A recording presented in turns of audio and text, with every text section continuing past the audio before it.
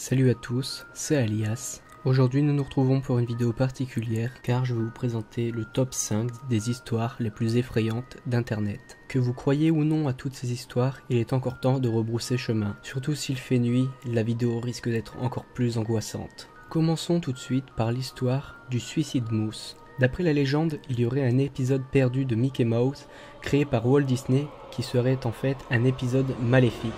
Cet épisode fut créé pendant les années 30. La légende raconte que l'un des membres de l'équipe de Walt Disney se serait suicidé après avoir visionné cette vidéo.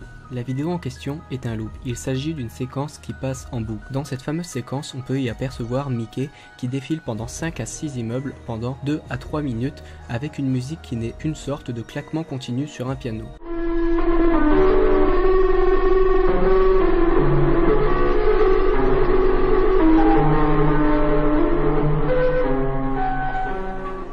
Avant de disparaître et de laisser place à un fond noir. Dans cette vidéo, Mickey n'a rien du Mickey joyeux et souriant que l'on connaît. Dans la vidéo, Mickey ne danse pas, il ne sourit pas. Il se contente de marcher sans s'arrêter comme vous et moi, avec un regard triste et malheureux. Jusqu'à récemment, on pensait que la vidéo se terminait une fois que Mickey disparaît et que l'écran devienne noir, mais un membre de l'équipe assistant d'un des plus hauts cadres de Walt Disney de l'époque rapporte une autre version que voici. Après que l'image devienne noire, elle le restait jusqu'à la 6e minute. Et la séquence vidéo recommençait. Mais la musique était différente cette fois. C'était une sorte de murmure. Ce n'était pas des mots, mais plutôt une sorte de gargouillement ou de pleurs. Au fur et à mesure, le son devenait de plus en plus indéfinissable. Et à la minute suivante, l'image commençait à devenir étrange. Mickey marchait en ondulant, faisant de son corps des mouvements physiquement impossibles. Ensuite, son regard triste laissait lentement place à une sorte de sourire narquois. À la 7e minute, le murmure se transformait en un cri à glacer le sang. Le genre de cri qui faisait mal à entendre.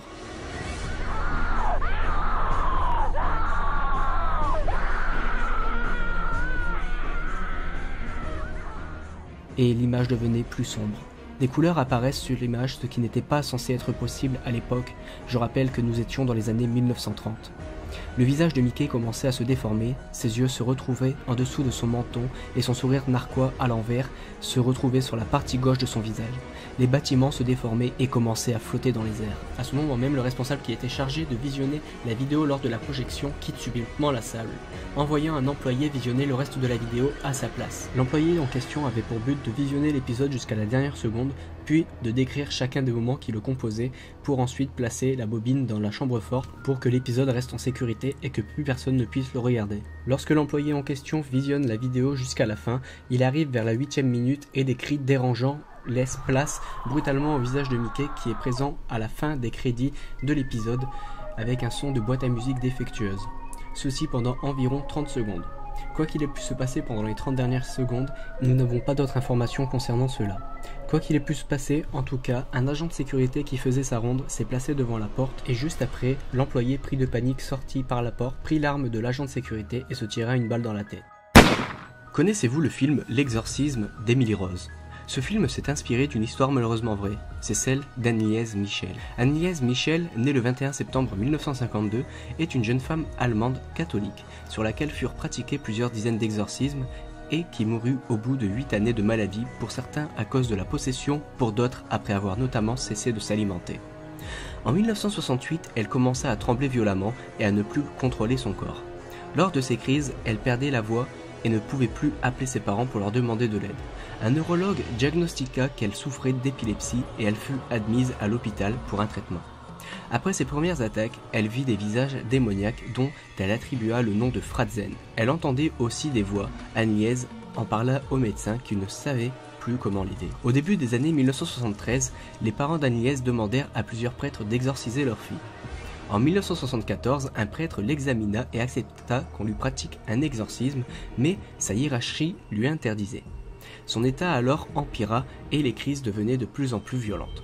Elle insultait les membres de sa famille, les battait et les mordait. Elle refusait de manger car les démons ne lui permettaient pas de le faire. Elle dormait à même le sol. On pouvait l'entendre toute la journée en train de hurler, de briser les crucifixes et de détruire les peintures représentant Jésus qui étaient présentes dans sa maison. Un curé local porte l'affaire devant l'évêque Joseph Strangle, qui accepte l'exorcisme en 1975. Au bout de celui-ci, plusieurs démons se manifestent par sa bouche. Néron, Judas, Iscariote, Lucifer, Caïn.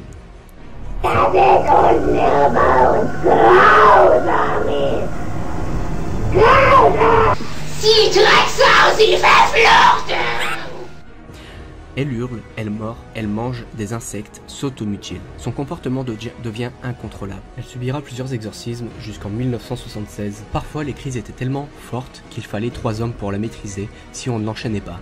Malgré cela, elle put reprendre un semblant de vie normale, retourner à l'école, participer à un concours. Cependant, les crises ne cessèrent guère. De plus en plus souvent, elle se trouvait paralysée et inconsciente.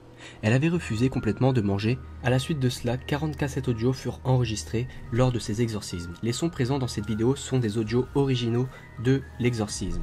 Le dernier exorcisme aura eu lieu le 30 juin 1976.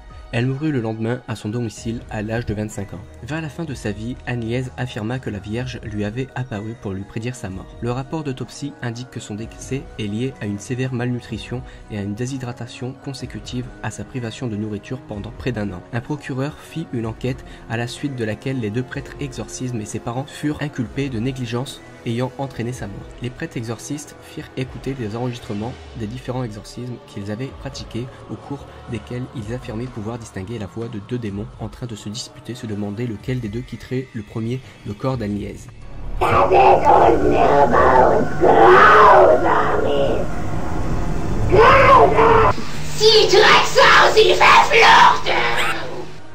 Connaissez-vous la légende de Bloody Mary? La légende de Bloody Mary veut que lorsqu'on est dans une pièce sombre devant un miroir éclairé à la chandelle, que l'on prononce Bloody Mary 13 fois de suite, un visage de femme ensanglanté fait son apparition dans le miroir pour parfois s'attaquer à ceux qui l'ont appelé. Plusieurs façons différentes existent d'invoquer cette mystérieuse femme semblant d'ailleurs exister. La façon la plus populaire reste quand même la suivante. S'enfermer dans une salle de bain munie d'un grand miroir, y éteindre les lumières pour se trouver dans une noirceur complète et allumer 2 bougies que l'on placera à chaque côté du miroir. Fixer le miroir très attentivement et prononcer à voix basse, très douce, voire presque invitante, le nom de Bloody Mary. Puis tourner sur soi-même tout en continuant de tourner, prononcer le nom de l'esprit de plus en plus fort, presque comme dans un chant, pour qu'à la 13e fois Bloody Mary soit implorée, presque en criant, à chaque tour sur soi-même. Fixer le miroir en passant. Au 13e tour, la réflexion du miroir aura à présent celle de la Vierge sanglante. À ce que l'on dit, la Vierge sanglante est effectivement effrayante, son visage recouvert de sang et ses mains devant elle qui cherchent à vous prendre. Pour quelques croyants, cette femme ne veut que vous effrayer en bondissant de l'avant vers vous. D'autres affirment que la Vierge sanglante vous attaque littéralement, vous laissant vous aussi en sang si vous ne lui échappez pas à temps. Oserez-vous essayer? Connaissez-vous Slenderman? Attention, je ne parle pas du jeu vidéo. Le Slenderman est généralement présenté comme un être humanoïde de grande taille étrangement mince et aux membres anormalement allongés. Il est vêtu d'un costume cravate noire, on dit que celui-ci vit dans la forêt. Le but du Slenderman est de capturer les petites filles, mais nous ne savons pas pourquoi en faire. Certaines histoires le représentent même comme une sorte d'esprit associé aux arbres. Une mythologie s'est progressivement développée autour du Slenderman au fur et à mesure des années. Le Slenderman serait une créature surnaturelle, mythologique, qui existe sur la Terre depuis des milliers d'années, et qui a été vu un peu partout dans le monde. Nous allons désormais parler de la planche de Ouija. Je vous avais déjà parlé de cette planche lors de la vidéo « Ne faites pas ça » lors du Charlie Challenge qui venait de sortir. Qu'est-ce que c'est la planche de Ouija? La planche de Ouija, c'est une planchette de bois sur laquelle sont représentées des lettres de l'alphabet en latin, les 10 chiffres arabes ainsi que les termes oui et non et au revoir. Ce dispositif est utilisé de manière la plus fréquente au cours d'une séance de spiritisme, notamment sur une table tournante. Elle est censée permettre à l'esprit contacté de se manifester et de manière intelligible en épelant les mots de son intervention. Attention, le Ouija n'est pas sans danger et celui-ci n'est pas un jeu. Les opinions diffèrent tellement au sujet du Ouija qu'il est difficile de parler de façon objective des risques qui l'entourent. Selon la plupart des amateurs d'essorétisme, les risques sont grands lorsque les séances sont faites de manière inadéquate. Bien que l'expression « jouer à Ouija » soit couramment utilisée, le Ouija n'est pas du tout un jeu. C'est un outil de communication utilisé lors des séances de spiritisme. Une mauvaise utilisation de la planche de Ouija peut avoir des cas de hantise et de possession. De plus en plus, en dehors des enjeux ésotériques entourant la Ouija, plusieurs problèmes psychologiques guettent les gens qui l'utilisent de façon irréfléchie ou régulière. La paranoïa, la schizophrénie ou d'une sorte de dépendance ne sont que quelques exemples. En fait, il y a autant de problèmes possibles qu'il y a de types d'utilisateurs. La liste qui suit devrait vous donner quelques indices et sachez que plusieurs amateurs d'ésotérisme trouveraient cette liste incomplète. Il est possible qu'à certains moments, les réponses du Ouija soient constamment véridiques, ou du moins semblent l'être. Certains utilisateurs en profitent pour poser des questions sur leur relation amoureuse, leur futur ou leur mort. Cette situation peut devenir très néfaste car la personne considérant ces réponses comme étant une vérité absolue s'expose à une influence par la force qui ne lui dit pas nécessairement la vérité et qui ne lui veut pas forcément du bien. Bien que durant certaines séances concluantes, les esprits contactés donnent des informations très précises sur le présent ou le passé, ils semblent généralement incapables de prédire le futur. Nous pourrions parler de la planche de Ouija pendant encore plusieurs minutes, mais je vais m'arrêter là. Je préfère vous dire juste une dernière chose, ne le faites jamais, c'est vraiment très dangereux. Un démon peut se faire passer pour un ange et vous faire beaucoup de mal, que ce soit à vous, à votre famille, etc. J'espère sincèrement que vous aurez apprécié la vidéo des top 5 des histoires les plus effrayantes d'internet. En tout cas, si c'est le cas, n'hésitez pas à mettre le maximum de pouces bleus, à partager la vidéo, et surtout, une dernière chose, faites attention à vous.